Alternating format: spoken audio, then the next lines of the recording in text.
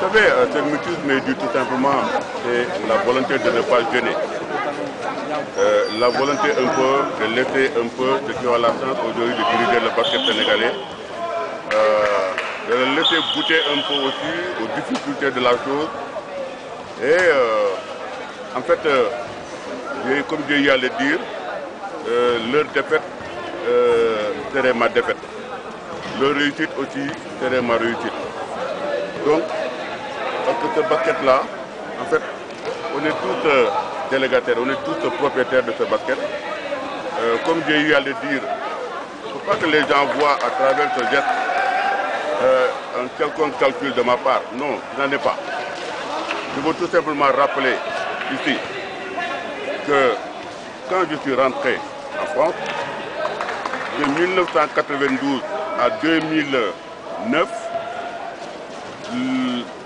le couronnement du roi et de la reine du Sénégal, les dons, les primes et autres, j'étais les seuls à les faire. Donc, les dons que j'ai toujours fait pour le basket ne datent pas d'aujourd'hui, parce que je suis un produit du basket. Et aujourd'hui, comme je l'ai souvent dit et je le répète, je ne fais que rendre un peu au basket ce que le basket m'a donné, puisque aujourd'hui c'est le basket qui m'a façonné. Donc, le geste que je fais aujourd'hui est un geste tout simplement symbolique et tout à fait normal, que personne ne voit derrière un calcul politicien dedans. Mais il faudrait que les gens comprennent que j'ai un droit de regard sur le basket sénégalais. D'abord, en étant un acteur, j'ai été acteur, j'ai été joueur. Pour être un acteur, j'ai été quand même président de cette fédération. Et je suis aussi mécène aussi de cette fédération. Alors, aujourd'hui, j'ai un œil critique sur le déroulement de cette fédération. L'œil critique que j'ai été, je crois que c'est la première fois que je vois une équipe à la tête du basket et rester pendant un an pratiquement ne pas faire un comité directeur. C'est extrêmement grave parce que le comité directeur est le soubassement un peu de la conduite, un peu de la gestion du basket sénégalais. Et aujourd'hui, ce que les gens disent à voix basse, moi je le dis à haute voix. Aujourd'hui, le basket sénégalais est dirigé d'une façon assez bizarroïde par 3 personnes.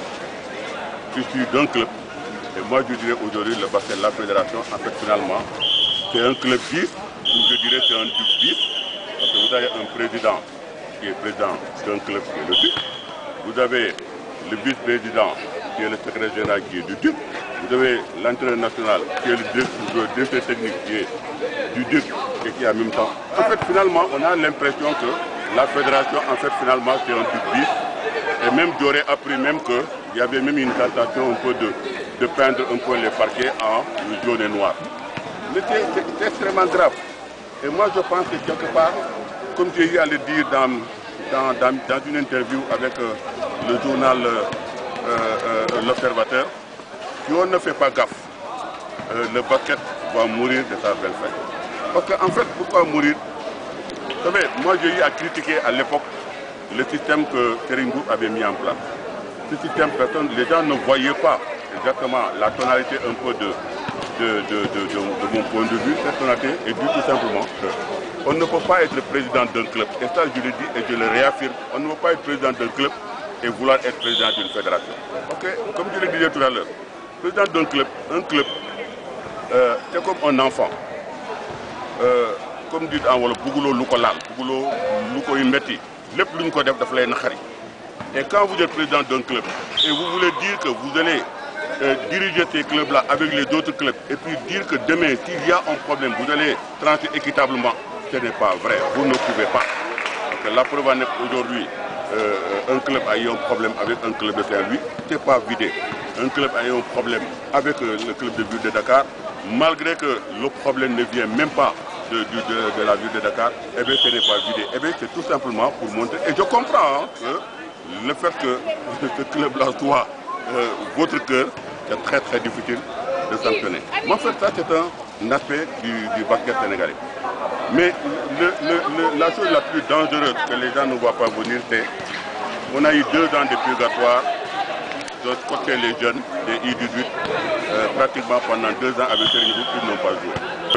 le fichier est fiable, les bulletins de naissance sont fiables plus ou moins. On va attendre 2 ans, ce qui veut dire que si je fais mon calcul pendant 5 ans, eh bien, il n'y aura pas de relève. Alors moi je voudrais qu'on me dise par quelle arithmétique on voudrait me faire croire que le basket sera joué au Sénégal d'ici 3 ou 4 ou 5 ans. C'est vrai qu'on a une bonne équipe. Et moi quand j'entends aujourd'hui le président dire qu'on va faire des reconquêtes du titre, vous savez, le Sénégal a gagné au moins plus de 17 fois le titre entre les garçons et les filles. Mais ça ne nous intéresse pas d'avoir une reconquête des titres. Ce qui nous intéresse, c'est un peu l'organisation du basket, que le basket puisse se jouer partout au Sénégal, ailleurs, que les terrains soient refaits correctement et puis que les équipes ne soient pas prises comme des dindons, parce que finalement on a vu, pour relooker le basket, et bien qu'est-ce qu'on a fait? On a organisé un tournoi de montée. Finalement, au lieu de subventionner les clubs, eh bien, on leur a demandé de payer pour pouvoir jouer. Alors si ça continue à ce rythme-là, c'est que demain, eh bien, on va demander aux joueurs de payer les arbitres pour pouvoir être arbitrés pour faire votre match. Alors donc voilà, monsieur, ce que je voulais vous dire. Le basket se porte très très très mal. Sur lesquelles eh bien, je n'arrive pas à trouver la solution adéquate par rapport à ça. Surtout quand je vois aujourd'hui la situation du basket tel que il est pratiqué aujourd'hui à Dakar. Alors, moi quelque part aussi je porterai un petit peu de reproche à la presse. Je ne peux pas comprendre que les clubs, c'est vrai, et on s'en félicite, ont élu un président. Mais moi j'ai invité ce président à faire un débat. Le président doit parler, le président doit nous donner la situation du basket, le président doit être là partout. Je ne peux pas comprendre, moi à l'époque, pour beaucoup moins que ça, la presse était là pour monter au 7e ciel. Et qu'aujourd'hui, on a, vous savez, tout le monde me dit non, ils ne communiquent pas, ils ne font pas ceci, ils ne font pas. Et ils doivent le faire. Alors, vous, la presse, qu'est-ce que vous attendez pour poser les vraies questions au niveau de la fédération? Il y a un problème. Donc, je ne sais pas comment on a par exemple, vous trouvez que tout est nickel, tout est bien. Eh bien moi, je trouve qu'il y a beaucoup de problèmes.